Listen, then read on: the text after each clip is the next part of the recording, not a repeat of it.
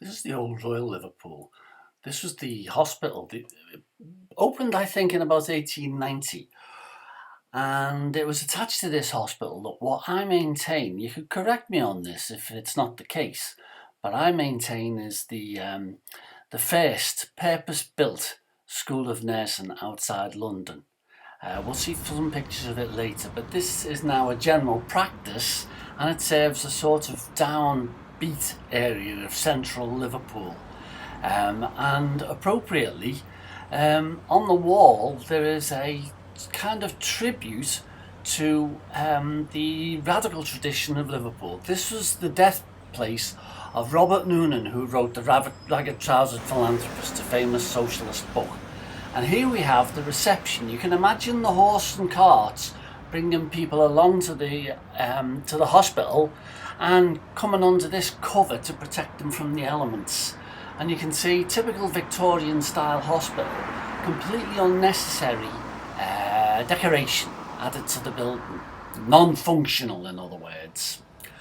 So this was the road, South Bedford Street was the road where this school of nursing attached to the Royal was originally situated. The purpose-built building wasn't finished in time, and that didn't open until 1862, but 1863 rather. This was the temporary home of the school. It was set up by funds from William Rathbone and under the direct advice of Florence Nightingale. And there we are, South Bedford Street South. Now very soon the school finished its building project and it moved to Dover Street, right behind the Royal Liverpool Hospital. And you can see that there is the back elevation. That's the boiler house, which we'll be coming back to, the back elevation of the building that we've just seen from the front.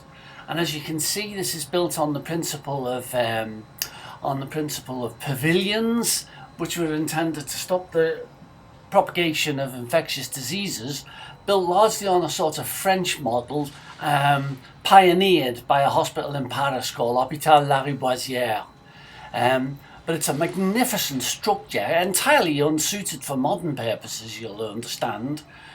But this is now part of the university, and you can see, designed by Waterhouse, opened in, as I say, about 1890. It's done on a sort of Venetian architectural theme.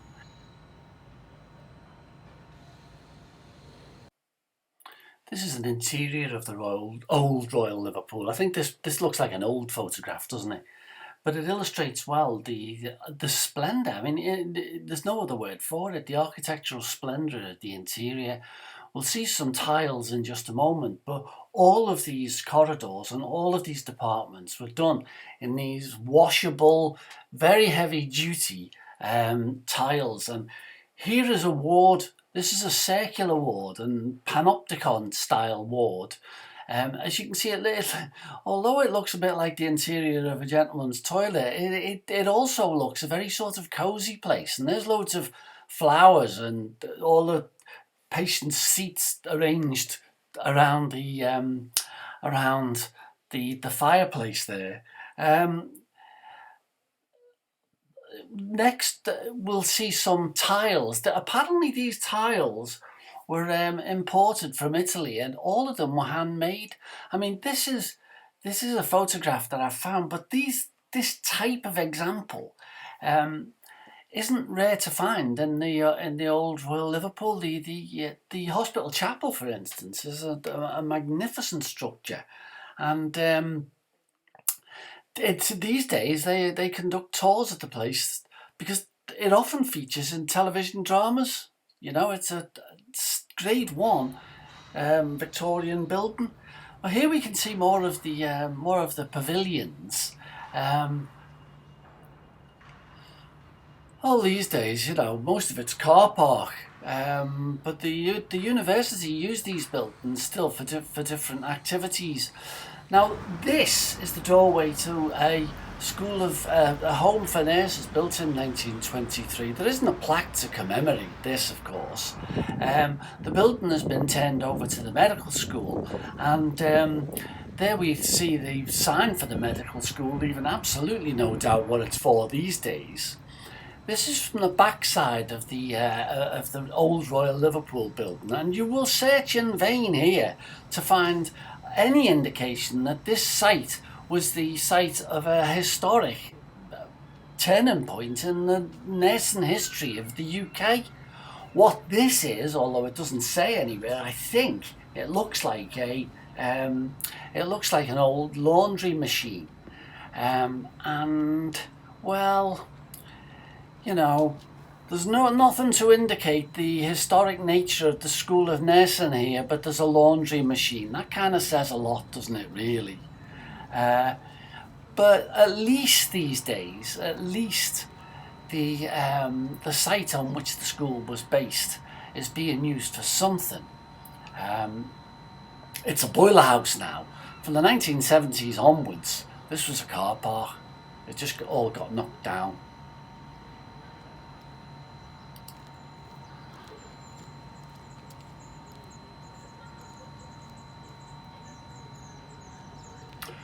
Here we can see a diagram of the old Royal Liverpool. The School of Nursing is in the top right hand corner, I think you can see there. As you can see, intimately connected with the hospital. The School of Nursing was seen in the old style as a function of the hospital itself, and the idea was that students would be funneled from there as trained nurses into practice in the Royal Infirmary. Here is a picture of the school itself, designed by A.P. Horner. I couldn't find a photograph of the interior of this building, but only the other day one appeared in a collection of photographs. It was unmarked. It said it was undated, but it appeared in the Liverpool Echo, and we're going to see what they looked like in the second. But just now, here is the floor plan of the school. You will seek in vain to find any lecture hall or library or anything like that. This is a place that was full of bedrooms, and the idea was that these probationers would be well observed. Here is a close-up of one of those floors, and you can see, look at the doorways on the galleries there. That gives you, see the way they're close together, and then there's a gap between. If we take a look at the photograph, you will see that this matches. Also, the staircase is at the bottom right of the picture there, and this is the first floor that we're looking at. So, the photograph that I found just by chance, in a way, it shows you exactly the same layout, which makes me suspect that this is a genuine picture. If we take a look at this, for instance, you can see down at the bottom right there's a staircase, and you can see that the layout of the doors, two together, gap, and then another one. I think there's a good case for saying that this is a picture of the interior of this first, as I emphasise again, the first School of Nursing outside of London that was purpose-built for being a school and a home. You can see there's sort of lampposts, and my guess is that in the 1860s this was for gas lamps, interior gas lamps. Here we can see some of the reports that were made of the students at the time, very much concentrating on their moral flaws.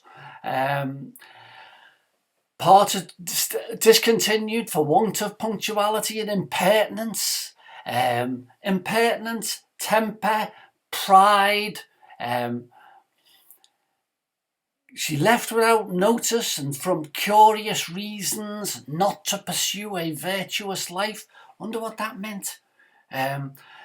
Frequent reproof for pride.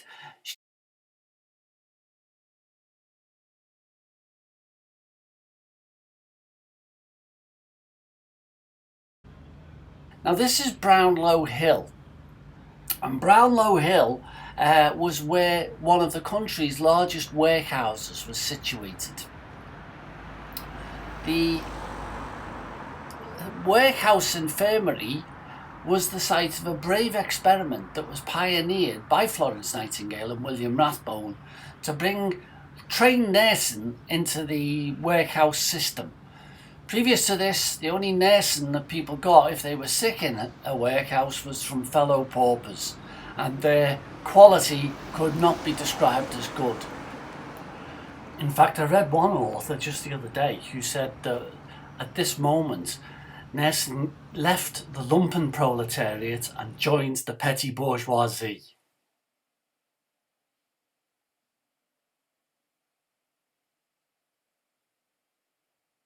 That was a description of the workhouse infirmary nurses. This is a picture of the workhouse itself. As you can see, it's bleak.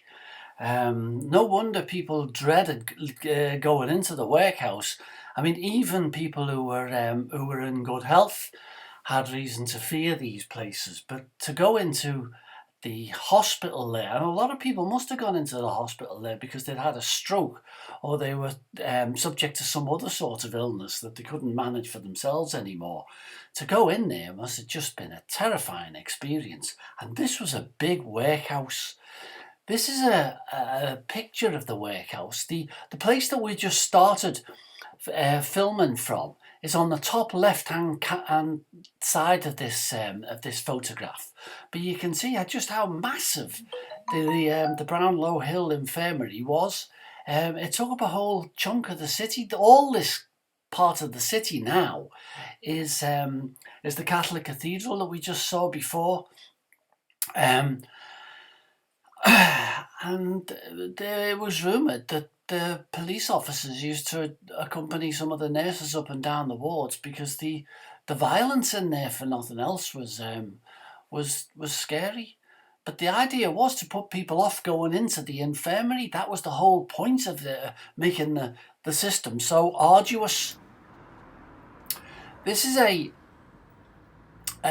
hall of residence, a students' hall of residence, named after Agnes Jones. As you can see, Agnes Jones's name in that is relegated below the name of the Housing Association. The Housing Association's only been in existence for 10 minutes in the history of Liverpool, and yet they give themselves a higher profile than Agnes Jones.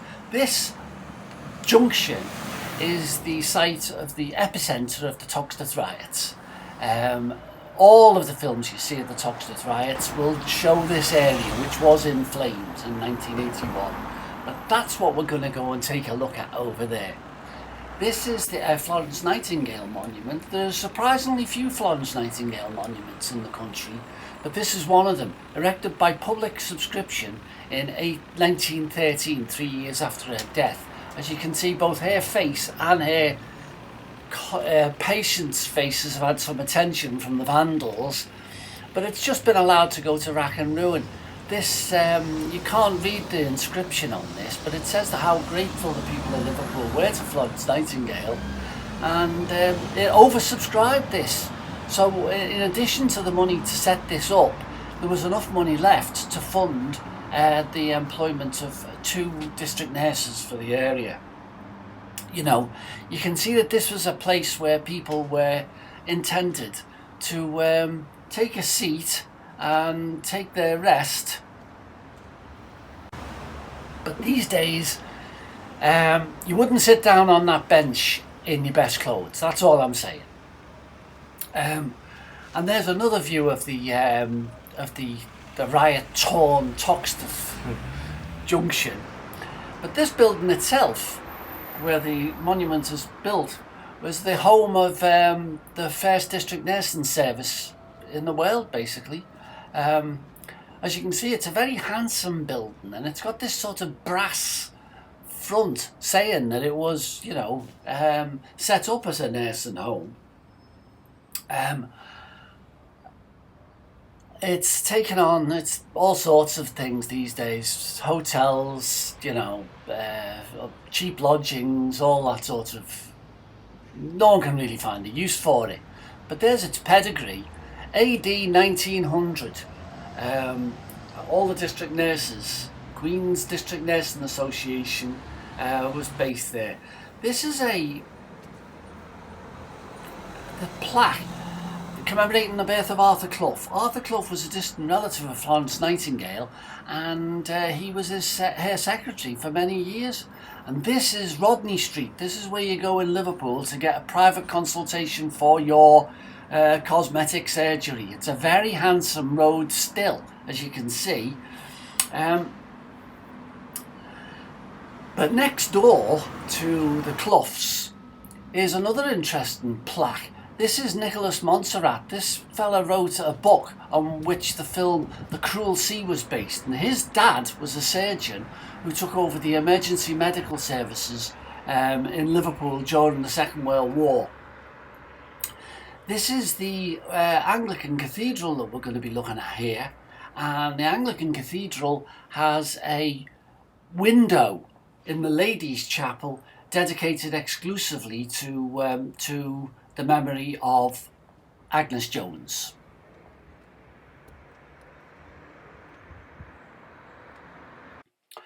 This is the window in the Anglican Cathedral of Agnes Jones. It's hard to exaggerate really the impact that this had, because if you think about it, the idea was to put people off going into the workhouse. That was the whole point of making it so harsh. But what Florence Nightingale, through Agnes Jones, managed to do was to establish a different principle. And that was that if you were sick, it shouldn't really matter how rich or poor you are. You should be able, as a human being, to be able to expect some decent care when you're helpless. And that really put a breach in the whole philosophy of how the poor were cared for in the Victorian era. And it was the foundation of the principle of the welfare state, really. This is another statue of Agnes Jones, and this was in another workhouse hospital in Liverpool, that of Walton.